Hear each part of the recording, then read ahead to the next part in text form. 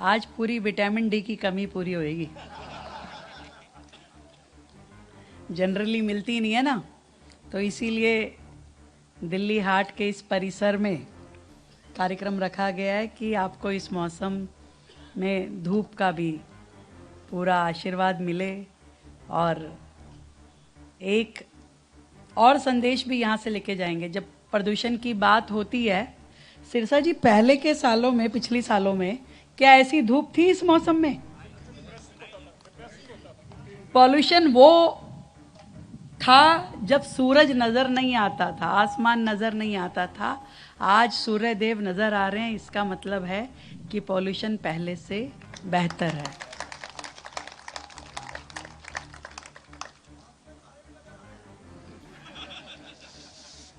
वो तो आपने देखे होंगे। मुझे बड़ी खुशी इस बात की है कि आज दिल्ली की जो कैबिनेट है वो मेरी ख्याल से देश में सबसे यंग कैबिनेट है। मेरे सभी मंत्री पूरी शक्ति के साथ, पूरी ताकत के साथ आदरणीय नरेंद्र मोदी जी के विजन को पूरा करने के लिए दिन रात टीम वर्क के रूप में मेरे साथ काम करते हैं। आज इस मंच के माध्यम से बाकी लोग सुन रहे होंगे, परंतु जो उपस्थित है पहले उनको धन्यवाद करूं। भाई सिरसा जी की बात मैं बताऊं कि जब हम लाल किले पे वो कार्यक्रम प्लान कर रहे थे 350वां शहीदी दिवस गुरु साहब का, तो मैं थोड़ा डरी हुई थी। लाल किले पे जो दुर्घटना हुई थी, हादसा जो हुआ था, आतंकी हमला जो हुआ था, तो मुझे था कि क्या सेफ रहेगा वहां कार्यक्रम करना। इतना बड़ा आयोजन जिसमें लाखों लोगों के आने की अपेक्षा है। मैंने कहा कि सिरसा जी देखो, अगर कुछ गड़बड़ हो गई तो दिक्कत आएगी, कैसे कर पाएंगे। लाल किला बड़ा संदिग्ध है, वहां पे लोगों की निगाह रहती है, कोई दुर्घटना हो गई तो क्या करेंगे। उन्होंने कहा कि आप गुरु साहब की मन्नत मांग लो कि गुरु साहब अच्छे से ये कार्यक्रम पूरा करो, तुम्हारा शुक्राना अदा करने के लिए हम दरबार साहब आएंगे, आपका कार्यक्रम बढ़िया होगा। मैंने उसी समय गुरु साहब को ध्यान किया। मैं कहा गुरु साहब, अब हमने तो निर्णय ले लिया कि गुरु साहब की शहादत का कार्यक्रम करना है, दिल्ली में करना है, लाल किले पे करना है। अब जैसे भी हो ये आपने संभालना है। और मैं सच बताऊं, वो इतना बड़ा आयोजन हुआ, लोगों में इतना भक्ति भाव गुरु साहब के प्रति है कि उनकी शहादत को नमन करने के लिए लाखों लोग, डेली के गिनती नहीं थी कि 5 लाख थे कि 7 लाख थे, पर लाखों लोग वहां मत्था टेकने के लिए आए, गुरु साहब के चरणों में प्रणाम किया। गदगद हो गए हम लोगों की भक्ति भाव को देख करके। और सच में जिसे कहते हैं कि एक पैर पे दिन रात खड़े होके सिरसा जी ने और हमारे बाकी साथियों ने इतना काम किया। मैं अब वही शुक्राना करने के लिए कल अमृतसर जा रही हूँ दरबार साहब में, अपनी पूरी कैबिनेट के साथ जा रही हूँ, क्योंकि जो प्रॉमिस करो उसे निभाना चाहिए। और इसीलिए गुरु साहब का धन्यवाद। दिल्ली में 300-350वीं शहादत का जो कार्यक्रम हो पाया। अपने जीवन में कोई व्यक्ति एक ही बार देख पाता है, दूसरा नहीं देख पाता। तो 350वां अभी हुआ है, अगला जब होगा पता नहीं हम कहाँ होंगे। ईश्वर हमें वो दूसरा मौका देगा कि नहीं देगा देखने का। तो इसलिए मैं तो ये मानती हूँ, जब जहाँ रहो, जिस जिम्मेदारी पे रहो, उसे पूरे मन से करना चाहिए। और आज दिल्ली की जनता ने जो हमें जिम्मेवारी दी है, आप सब ने जो जिम्मेवारी दी है, उसको निभाना हमारा परम कर्तव्य है। और इसीलिए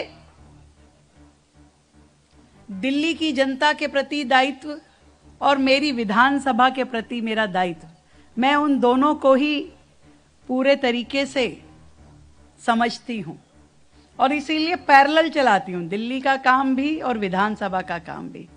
आप सिरसा जी पता नहीं जितनी बार भी जाते हो, मेरी विधानसभा में हफ्ते में 3 दिन मैं इनके पास ही रहती हूं। मैं छोड़ना भी चाहूं तो ये छोड़ने नहीं देते, कैसे ही करके घुमा घुमा के यहाँ आना है, वहाँ आना है। फिर कार्यक्रम है, उद्घाटन वगैरह नहीं करती ज्यादा, मैं उद्घाटन काम करा देती हूँ, वो अपने आप ही कर लेते हैं। ये उद्घाटनों में मेरे जाने की जरूरत नहीं है, काम कराने में मेरे जाने की जरूरत नहीं है।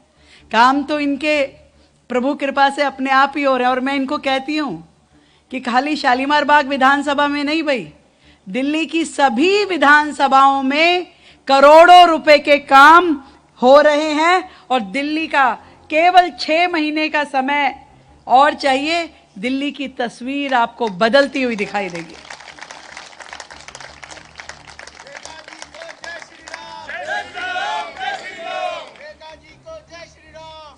ये दिल्ली की लीगेसी प्रॉब्लम थी। 27 साल तक जो सरकारें रही, 15 साल कांग्रेस की रही, 11 साल आम आदमी पार्टी की रही, पर कभी काम होते हुए लोगों ने नहीं देखा।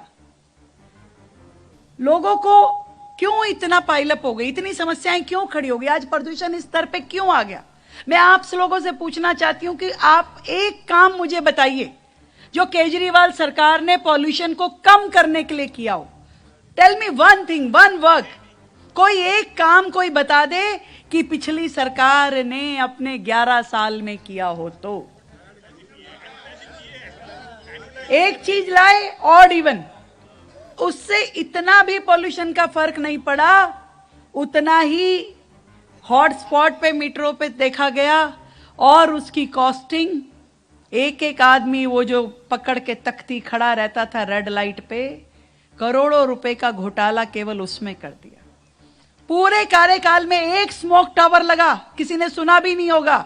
मेरे को किताबों में खोजना पड़ा कि वो कहाँ है, कौन सा स्मोक टावर।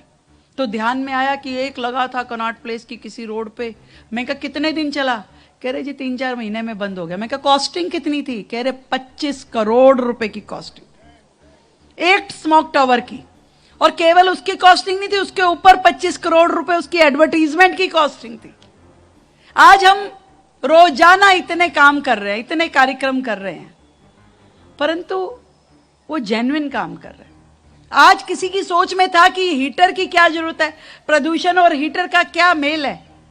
तो मैं बताना चाहती हूं कि आज जब प्रदूषण में जितने कारक शामिल है, उसमें जो सड़कों पे ट्रैफिक गाड़ियां होती है, उसका जो एमिशन होता है वो प्रदूषण का कारक है। जो धूल मिट्टी जमीन से उड़ती है वो प्रदूषण का कारक है।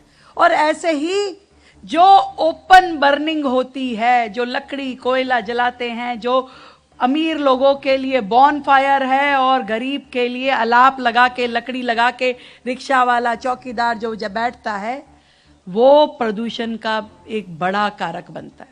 वो धुआं जहां कूड़ा जलता है ऊपर चला जाता है तो वो आसमान में एक लेयर बना लेता है। और वो धीरे धीरे जब इकट्ठा होता है एक विधानसभा से, आप क्या सोचते होगे, आज कम से कम भी 20, 30, 40 जगह अगर लोगों ने आग जला के बैठ गए और ऐसे पूरी दिल्ली में हजारों स्पॉट्स पे बैठ गए, तो कितना धुएं का इंक्रीमेंट हो गया, कितना ज्यादा इजाफा हो गया प्रदूषण का, आप सोच सकते हो। पर हमें याद ही नहीं आता। वो लोग जो बड़ी बड़ी बातें करते हैं, जो जाकर के आज इंडिया गेट पे प्रदर्शन कर रहे हैं, मैं उनसे पूछना चाहती हूं, आप आज प्रदूषण कोई आज नहीं है, सालों से प्रदूषण की यह स्थिति है। पिछली सरकार ने क्या किया, तब आप कहां थे प्रदूषण पे, तब आपको धरने प्रदर्शन याद नहीं आए, तब आपने कुछ नहीं किया। 27 साल का बैकलॉग है, 27 महीने तो चाहिए सरकार को काम करने के लिए। 27 महीने बाद मुझसे पूछेगा तो मैं कह पाऊंगी कि हां हमने ये काम किए, आज भी कर रहे हैं, उतनी ही शिद्दत से कर रहे हैं।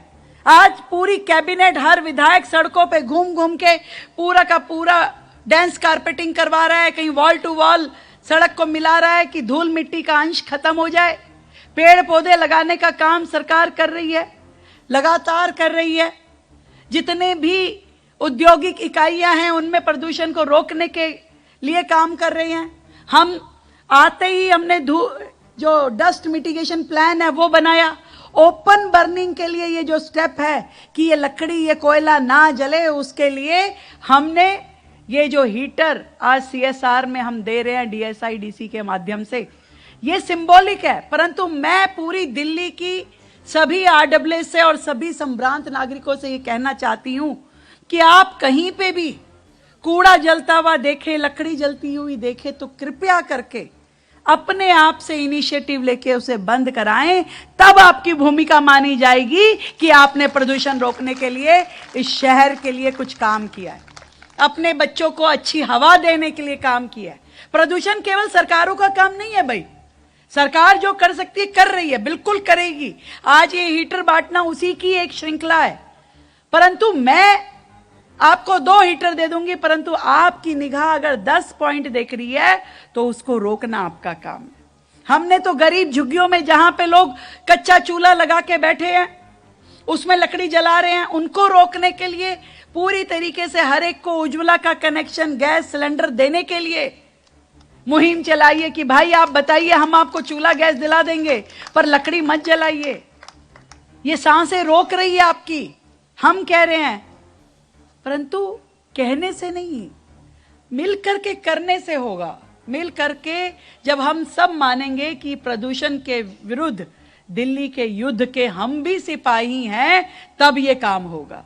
जहां जहां आपको लगे कि मेरे करने की जरूरत है, वो करना पड़ेगा। वैसे भी तो कितना दान पुण्य करते हो, तो अपनी ही सांसों के लिए अगर कुछ कर लोगे तो कितना अच्छा हो जाएगा।